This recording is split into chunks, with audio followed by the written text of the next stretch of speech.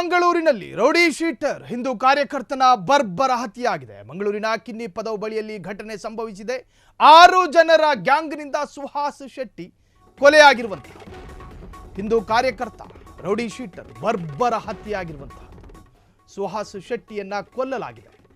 ಮಂಗಳೂರಿನ ಕಿನ್ನಿ ಪದವು ಬಳಿ ಈ ಘಟನೆ ಸಂಭವಿಸಿದೆ. 6 ಜನರ ಗ್ಯಾಂಗ್ನಿಂದ ಸುಹಾಸ್ ಶೆಟ್ಟಿ ಕೊಲೆಯಾಗಿದ್ದಾರೆ. 2 ವರ್ಷದ ಹಿಂದೆ ಸುರತ್ಕಲ್ನಲ್ಲಿ ಫಾಜಿಲ್ ಹತ್ಯೆಯಾಗಿತ್ತು. ಅದರ ಪ್ರತೀಕಾರದ ದಾಳಿ ಇದಾಗಿರಬಹುದಾ ಶಂಕಿಸಲಾಗಿದೆ. ಫಾಜಿಲ್ ಹತ್ಯೆ ಕೇಸ್ನ ಪ್ರಮುಖ ಜೊತೆಗೆ ಪ್ರಥಮ ಆರೋಪಿ ಇದೇ ಸುಹಾಸ್ ಶೆಟ್ಟಿ ಆಗಿದ್ದ. ನಿನ್ನೆ ರಾತ್ರಿ ಸ್ನೇಹಿತರ ಜೊತೆ ಬರ್ತಾ ಇದ್ದ ಕಾರ್ನಲ್ಲಿ ಮೀನಿನ ಟೆಂಪೋ ಸ್ವಿಫ್ಟ್ ಕಾರಲ್ಲಿ ಫಾಲೋ ಮಾಡಲಾಗಿತ್ತು. ಇನ್ನೋವಾ ಕಾರಿಗೆ ಮೀನಿನ ಟೆಂಪೋದಿಂದ ಡಿಕ್ಕಿ. ಇದೆಲ್ಲವೂ ಕೂಡ ಸ್ಕ್ರಿಪ್ಟೆಡ್. ಅಂದರೆ ಇವ್ರು ಮೊದಲೇ ಪ್ಲಾನ್ ಮಾಡ್ಕೊಂಡಿದ್ರ. ತಕ್ಷಣವೇ ಸ್ವಿಫ್ಟ್ ಕಾರಿಂದ ಇಳಿದು ಅಟ್ಯಾಕ್ ಮಾಡಲಾಗಿದೆ, ಏಕಾಏಕ ದಾಳಿ ಮಾಡಲಾಗಿದೆ. ಹಲವು ಬಾರಿ ಸುಹಾಸ್ ಶೆಟ್ಟಿಗೆ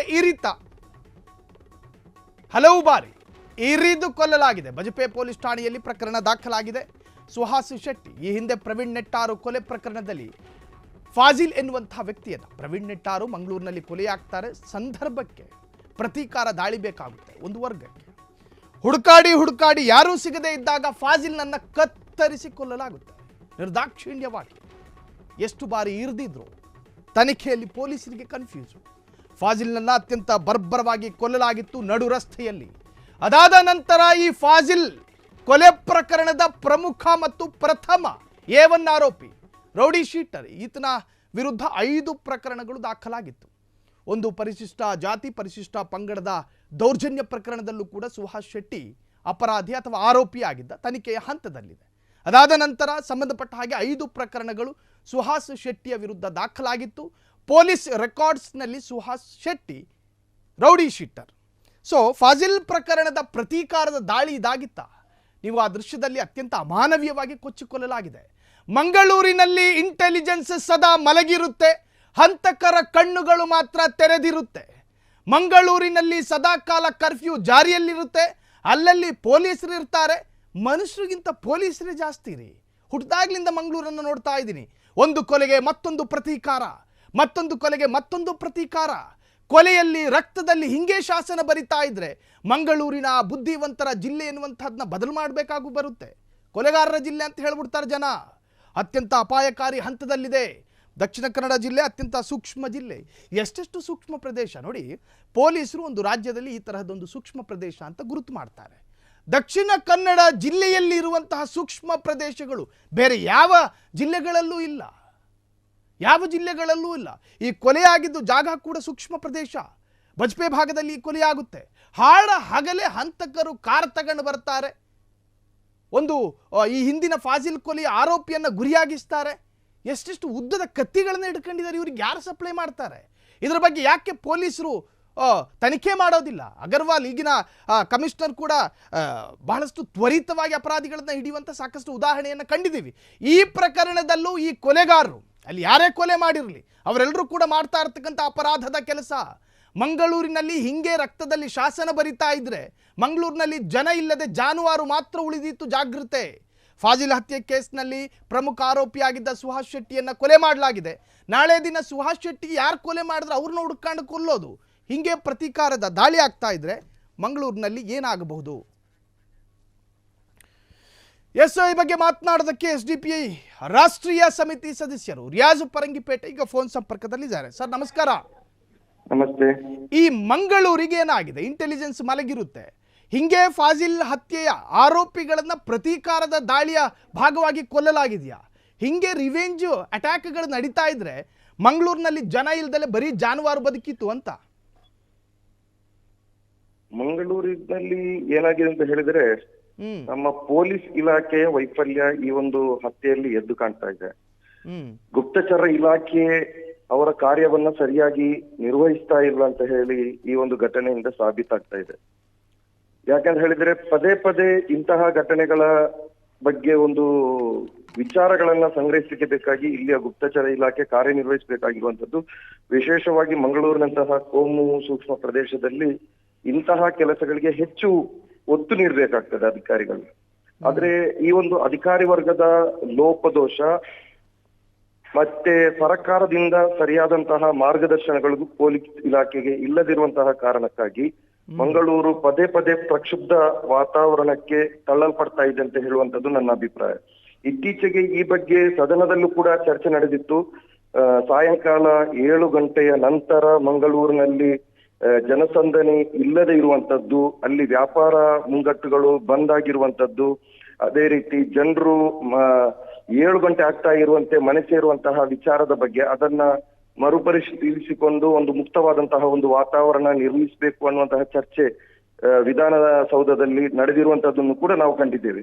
ಆದ್ರೆ ಇದೆಲ್ಲವನ್ನು ಕೂಡ ಪ್ರಾಯೋಗಿಕವಾಗಿ ಸರಿಪಡಿಸುವಲ್ಲಿ ಜನಜೀವನವನ್ನ ಒಂದು ಸುಖಾಂತ್ಯ ಒಂದು ಅತ್ಯುತ್ತಮ ರೀತಿಯಲ್ಲಿ ಕಟ್ಟುವುದರಲ್ಲಿ ಇಲ್ಲಿಯ ಜಿಲ್ಲಾಡಳಿತ, ಪೊಲೀಸ್ ಇಲಾಖೆ ಮತ್ತು ಸರ್ಕಾರಗಳು ವಿಫಲತೆಯನ್ನ ಕಂಡದರ ಭಾಗವಾಗಿರ್ತದೆ ನಿನ್ನೆ ನಡೆದಂತಹ ಒಂದು ರಿಯಾಜ್ ಅವರೇ, ಹರೀಶ್ ಪೂಂಜಾ, ಭರತ್ ಶೆಟ್ಟಿ ಅವರ ವರ್ಷನ್ ನಲ್ಲಿ ಏನ್ ಹೇಳ್ತಿದ್ದಾರೆ ಅಂದ್ರೆ, ಕಾಂಗ್ರೆಸ್ನವರು ಮುಸ್ಲಿಂ ಸಂಘಟನೆಗಳ ವಿರುದ್ಧ ಇದ್ದಂತಹ ಕೇಸುಗಳನ್ನು ಹಿಂಪಡೆದ್ರು. ಅದರ ಭಾಗವಾಗಿ SDPI ಹೆಸರನ್ನು ಕೂಡ ಉಲ್ಲೇಖ ಮಾಡಿದ್ರು, ನಿಷೇಧಿತ ಸಂಘಟನೆಯ ಹೆಸರನ್ನು ಕೂಡ ಉಲ್ಲೇಖ ಮಾಡಿದ್ರು.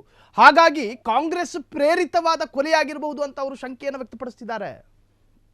ಇದರ ಬಗ್ಗೆ ಹಲವಾರು ಚರ್ಚೆಗಳು ಮಾಧ್ಯಮದಲ್ಲಿ ನಡೆದಿದೆ. ನಮ್ಮ ಪಕ್ಷದ ಕಾರ್ಯಕರ್ತರ ಯಾವುದೇ ಕೇಸ್ಗಳನ್ನ ಕಾಂಗ್ರೆಸ್ ಸರ್ಕಾರವಾಗ್ಲಿ ಬಿಜೆಪಿ ಸರ್ಕಾರವಾಗ್ಲಿ ಇದುವರೆಗೂ ಹಿಂಪಡೆದಂತಹ ಉದಾಹರಣೆಗಳಿಲ್ಲ. ಅದು ಅವರ ಹೆಣ ರಾಜಕೀಯದ ಲಾಭಕ್ಕಾಗಿ ಅವರು ಹೇಳ್ತಾ ಇರುವಂತಹ ಒಂದು ಸುಳ್ಳು ಆರೋಪಗಳನ್ನು ನಾವು ಬಹಳಷ್ಟು ಸಲ ಅವರಿಗೆ ಸವಾಲನ್ನು ಕೂಡ ಹಾಕಿದ್ದೇವೆ. ಅಂತಹ ಒಂದು ಇದಿದ್ರೆ ಅದರ ಯಾವ ಕೇಸ್ಗಳನ್ನ ಹಿಂಪಡೆದಿದ್ದೇವೆ ಅದರ ದಾಖಲೆಯನ್ನ ನೀವು ತೋರಿಸಿ ಅಂತ ಹೇಳಿ ಇಷ್ಟರವರೆಗೂ ಕೂಡ ಅದನ್ನ ಸಾಬೀತುಪಡಿಸಲಿಕ್ಕೆ ಆಗಿರುವುದಿಲ್ಲ. ಆದ್ರೆ ಈಗ ಏನು ಇವರು ಅದನ್ನ ಮತ್ತೆ ಮರುಕಳಿಸ್ತಾ ಇದ್ದಾರಾ? ಈಗ ಏನು ಮಂಗಳೂರಿನಲ್ಲಿ ಈ ನಿನ್ನೆಯ ದಿನ ನಡೆದಿರುವಂತಹ ಕೊಲೆ ಏನಿದೆ ಅದರಲ್ಲಿ ಮತ್ತೆ ಹೆಣ ರಾಜಕೀಯವನ್ನ ಮಾಡ್ಲಿಕ್ಕೆ ಇವರು ಬಿಜೆಪಿಯವರು ಅದರ ಲಾಭವನ್ನ ಪಡೆಯಲಿಕ್ಕೆ ನೋಡ್ತಾ ಇದ್ದಾರೆ. ಮತ್ತೆ ಕಾಂಗ್ರೆಸ್ನ ಮೇಲೆ ಆಗ್ತಿರುವಂತಹ ಆರೋಪ ಅದು ಸಹಜವಾಗಿರುವಂತದ್ದು. ಯಾಕೆಂತ ಹೇಳಿದ್ರೆ ಯಾರು ಆಡಳಿತದಲ್ಲಿರ್ತಾರೋ ಆಡಳಿತ ಪಕ್ಷದ ವೈಫಲ್ಯವನ್ನ ಎತ್ತಿ ತೋರಿಸಲೇಬೇಕಾಗ್ತದೆ. ಅದು ಕಾಂಗ್ರೆಸ್ ಆಗ್ಲಿ, ಬಿಜೆಪಿ ಆಗ್ಲಿ, JDS ಆಗ್ಲಿ, ಇನ್ನಿತರ ಪಕ್ಷಗಳಾಗ್ಲಿ ಆಡಳಿತ ಪಕ್ಷದ ವೈಫಲ್ಯವನ್ನ ಎತ್ತಿ ತೋರಿಸಲೇಬೇಕು. ಆ ಒಂದು ಕೊರತೆಯನ್ನು ನೀಗಿಸಬೇಕಾಗಿರುವಂತದ್ದು ಕೂಡ ಆಡಳಿತ ಪಕ್ಷದ ಜವಾಬ್ದಾರಿಯಾಗಿರ್ತದೆ. ಥ್ಯಾಂಕ್ ಯು ರಿಯಾಜ್ ಅವರೇ, ಇಷ್ಟೊತ್ತು ಫ್ರೀಡಮ್ ಟಿವಿ ಜೊತೆ ಮಾತನಾಡ್ತಾ ಇದ್ರಿ. ಸುಹಾಸ್ ಶೆಟ್ಟಿ ಕೊಲೆ ಪ್ರಕರಣಕ್ಕೆ ಸಂಬಂಧಪಟ್ಟ ಹಾಗೆ ನಾನಾ ತರಹದಲ್ಲಿ ಚರ್ಚೆಗಳು ಶುರುವಾಗಿದೆ. ಮಂಗಳೂರಿನಲ್ಲಿ ಈಗಾಗಲೇ ಕರ್ಫ್ಯೂ ಜಾರಿ ಮಾಡಲಾಗಿದೆ. ಸೊ ಮಂಗಳೂರಿನ ಕಿನ್ನಿ ಪದವು ಬಳಿ ನಡೆದಿರ್ತಕ್ಕಂತಹ ಘಟನೆ, ಈ ಹಿಂದೆ ಫಾಜಿಲ್ ಎನ್ನುವಂತಹ ಅಮಾಯಕ ವ್ಯಕ್ತಿಯನ್ನು ಕೂಡ ಕೊಲ್ಲಲಾಯಿತು. ಅದಾದ ನಂತರ ಫಾಜಿಲ್ ಕೊಲೆ ಪ್ರಕರಣದ ಪ್ರಮುಖ ಮತ್ತು ಪ್ರಥಮ ಆರೋಪಿ ಸುಹಾಸ್ ಶೆಟ್ಟಿ ಹಂತಕರ ಕಡಗಕ್ಕೆ ಬಲಿಯಾಗಿರುವಂತಹದ್ದು ಈಗಾಗಲೇ ಮಂಗಳೂರಿನಲ್ಲಿ ಪ್ರಕ್ಷುಬ್ಧ ವಾತಾವರಣ ನಿರ್ಮಾಣವಾಗಿದೆ.